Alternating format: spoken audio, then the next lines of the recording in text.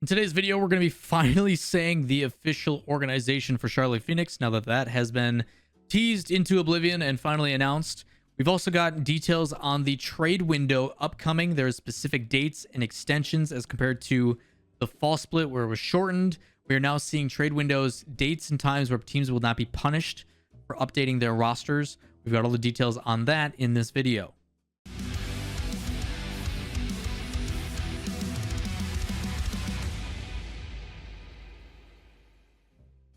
What is up, everybody? Lawler here, your inside source for all things Rocket League. In today's video, we've got two major things that we're going to be talking about. The first one, Charlotte Phoenix finally has an official team who they are signing. And in the other side, we've also got details on the trade window. Deep diving for those that don't know what the trade window is or what it means and why it's been extended the way that it has. A lot of interesting things that we're going to be talking about that. But before we get into that, as always, if you guys enjoyed the content, hit subscribe, turn on notifications, all that fun stuff.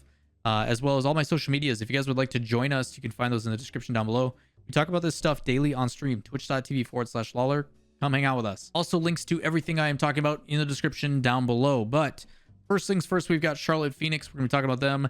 Recently, in a tweet, they ended up putting out, they teased that they were going to have an announcement at some point yesterday about a thing that was supposed to be coming, the whole Rise from the Ashes play on words with Charlotte Phoenix. But they ended up doing it at 3 p.m. Eastern. Was they tweeted that they have a new roster. They say it's crazy, Loco even. We're amped to welcome Delta, Beastabanium, Andy to the Charlotte Phoenix family. So this one has actually a lot to it, and there's some more context to provide. Many of us heard rumors that they were supposed to be picking up Jamal Jabary, and when they announced Loco, it was kind of like, wait, what? So on stream yesterday, what we ended up doing is we started to kind of compare the results. We started breaking down based upon the rankings, why would you go with this team compared to the other, and started to theory craft it a little bit. The first initial thing that we came up with is you are looking at a difference of consistency versus skill ceiling. We're going to start with Jamal Jabary. Team that has had highs and lows. They've struggled multiple times in group stages against teams like the likes of Alpine. They haven't had amazing results, but there are times where they show that they can be a top 8 team in the region, where they beat really big upsets, where they end up going up against some of the top teams in the region and playing spoiler. So you've got a team in Jamal Jabary that has a really high skill ceiling and a lot of talent and potential to be a great, and I think their addition of Sad Jr. has really helped with that. Otherwise, you can go on the other side of Loco that throughout the course of this entire past year with RLCS have been super consistent. They've had one tournament where they didn't do amazing, but other than that, they've been pretty much the same level every single time with moments where they go up a little bit higher, but they've never really been able to crack consistently into the top 8, top 6 area. So you're looking at really high skill ceiling with potential, or you're looking at this is going to give us consistent results. So we're like, okay, I can understand that Loco has more consistent results over the extended period of time. Let's pick up Loco. That is where we pretty much settled on it. That's where we figured, yep, that's the reason why they went with Loco. I think Loco's still a good team. They're going to get them top 10 type results, which at the end of the day is great. We also then went on a big tangent about how technically anything outside of top 6 doesn't really matter. You either go to the World Championship or you don't. And you're going to see a lot of teams trying to make these roster changes so they can be part of that conversation, which again, neither Loco or Jamal Jabary are. So that was kind of a whole discussion. We also talked about Charlotte Phoenix and their intentions of a team and what they want to accomplish as an organization.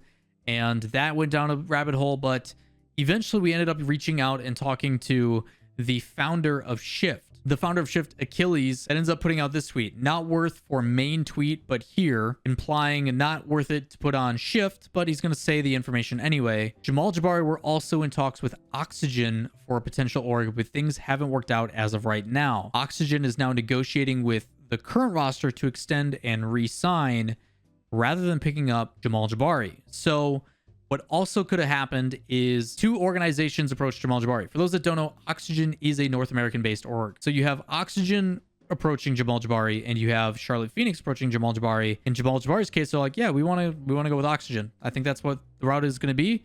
Let's go with them. Sorry, we appreciate your time, Charlotte Phoenix, but we're going to try to pursue this other option. And then Charlotte Phoenix goes, well, okay, I guess we're going to still stay in Rocket League. Who's another good team in this area? And they look down the list and they go, oh, Loco. Let's pick up Loco. We'll see if that works. They pick up Loco, but now apparently negotiations did not happen with Jamal Jabary. So now Jamal Jabary is left with Squat, and Oxygen gets a contract extension. Now, I don't know if those details are specific. Understand when I'm presenting this information, I am just reiterating information that is made public. This is not for certain. This is all rumor. This is not official. We do not have clarification from the organizations or anything else. These are just rumors and stuff that we've been seeing over the course of the last week. So the only information we do know for sure is that Charlotte Phoenix has released their former roster and is now picking up Loco. That is the only for certain thing we know. The other thing that I guess makes me curious is what happened in those negotiations. I think Jamal Jabary is a pretty approachable team. I think Sad Jr. has plenty of experience. Assuming Sad Jr. being their coach / manager, I would assume also helped with those negotiations. It makes me curious on what happened to where that stuff did not work out or what the details are behind it. Again, that's just my curiosity, but I am pretty interested in what all went down. Again, maybe we'll have more details about what's going on with Oxygen or what happens over there. Maybe they'll make an announcement about re-signing stuff. We also on stream talked with Top Blokes' coach Rams a little bit. I don't have the exact details about everything and I can't really explain too much, but if you guys go check out my VOD from yesterday about stuff on Twitch, you can also hear myself, Leaf, and Rams talk a little bit. But eventually Rams and I do talk about their situation, why they haven't announced their org yet. He does provide some details about Top Blokes with they are being paid, they do have representation, but a lot of the reason is they want to, from what it feels like, give a proper announcement, because when you announce as a organization coming in, you want to do it right because that is kind of your first initial push into the scene. So they haven't been able to schedule photos. They haven't been able to do anything fancy for announcement purposes. And that is partial of the delay. There could be some other reasons, but as much as I poke and pride Rams about who it is, who signed them, when we're going to know, he wouldn't give me anything. The only thing he did say is that they hope to announce before the spring split starts. So fingers crossed that it's sooner than later. Last but not least, in the news for today, we've also got information on the trade window alert. For those that do not know what the trade window is, in Rocket League, now that we have a circuit-based system, there is 2 time frames within the season that you can make changes to your roster without getting penalized points or anything else. You have to do it within these 2 time frames. You still have to adhere to the rules where you keep 2/3 of your starting roster, and if you don't do that, then you obviously forfeit your points. But the main reason is this is kind of the time frame when we are going to see all the crazy roster changes and swaps and stuff. So roster changes are imminent. It's just a matter of how serious and how severe they're going to be. If you didn't see the tweet, it was put out by Rocket League Esports earlier yesterday. It says trade window alert, and then it provides all the dates and times that trade windows will be available. Something a little bit unique to this one is the first one is they are different. Normally trade windows are about the same time. That is no longer the case. You've got what looks like Europe, Oceania, and South America all aligned in their time windows. The time frame will be from February 22nd, which is in just a few days here, going until March 5th. As for North America, it's being pushed back further because North America has yet to do their winter split major. It makes sense to do it after the major has been finalized. Thank goodness for that. Good foresight on their part. So North America's winter split will finalize, and then their trade window will be from March 1st until March 12th. A couple things I like about this. Number one, conscientious of the time frames and giving people time to figure out what is going to happen. We want to see all the results for this split before you go and make a drastic change. We don't want to have to force this beforehand, even if it's being talked about. The other side of this as well is it is not rushed. Last trade window that happened during the, I think it was November to December time, the difficulty is like the schedule got messed up and pushed back and everything else.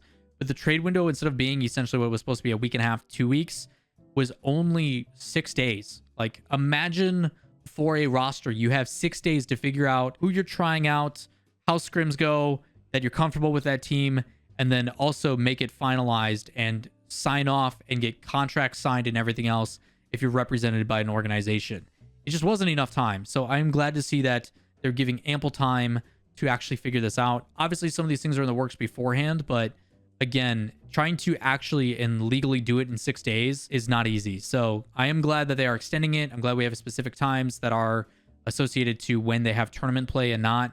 And it also makes me really excited for the next couple weeks that are going to be coming up, because you better believe that my channel is going to be busy. I will do my best to keep you guys up to date on any rumors, any trade windows, any things that are going on during that time, so you guys know who and when and what is going to be done. I will also try to make sure that those videos are as compressed as possible, because it's going to be a lot of information, most likely, to make sure that when those windows and those trades do happen, that it's like, this is the team, this is where they are, this is where they were, this is where they're going. Done. Next, next, next. And then after it is all said and done, Again, my roster document that I do, link to that can be found on my Twitch channel, twitch.tv/Lawler. Type RLCS rosters, !RLCS rosters. It'll pull up that document.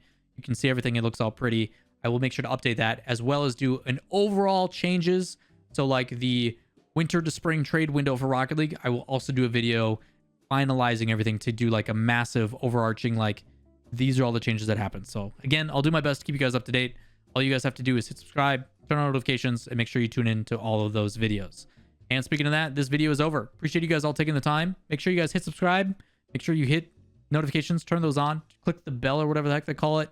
And if you enjoy the content, give it a thumbs up. Any things you need to know, any references in the description down below, along with all my social medias, and any comments, make sure you drop those down below as well. Catch you next time. Peace.